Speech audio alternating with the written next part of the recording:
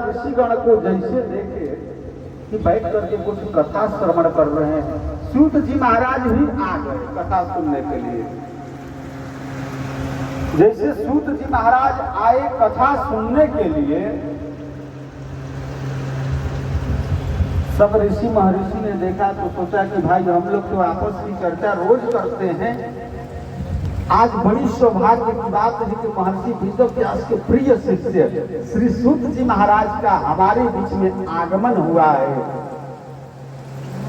सबने मिलकर के सूत जी को प्रणाम किया और प्रणाम करके एक आसन पर विराजमान कराया, और आसन पर विराजमान करा करके कहते हैं सब मिलकर के कि हे सूत जी, अज्ञान ध्वान विध्वंस कोटि सूर्या समाप्रभा सुता चाहि कथा सारम मम करुणा रसायनम।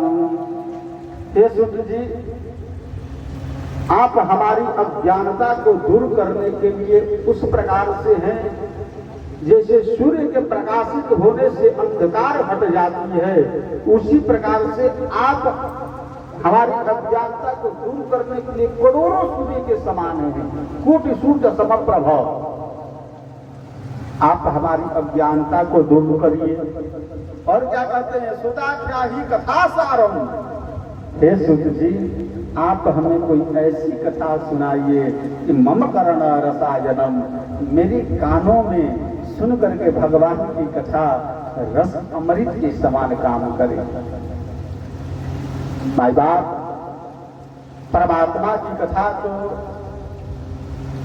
अमृत है ही। तुलसी बाबा भी लिखते हैं कि हरि अनंत हरि कथा अनंता, कहे सुनहे बहु विधि सब संदा। रामचंद्र के चरित सुहाए, कल्प कोटि लग जाए ना गाए। परमात्मा की हरि अनंत हरि कथा अनंता। मैंने सुना है कि भगवान की कथा अनंत है। क्यों? क्योंकि जो सहस्र शीरिखा पुरुष सहस्राक्ष सहस्रपात शभो, उस भगवान की कथा हम दो कानों से और दो आंखों से पार नहीं पाएंगे। इसलिए लिखे कि हरि अनंत हरि कथा अनंता।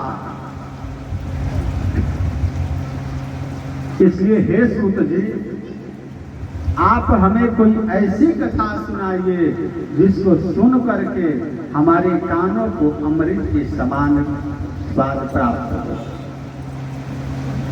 सूत जी कहते हैं, भैया आप सब इतनी कथा करते हैं, इतने ऋषि महर्षि हैं, भला आपके बीच में मैं एक छोटा सा सूरत की क्या कर पाऊंगा? तो क्या कहते हैं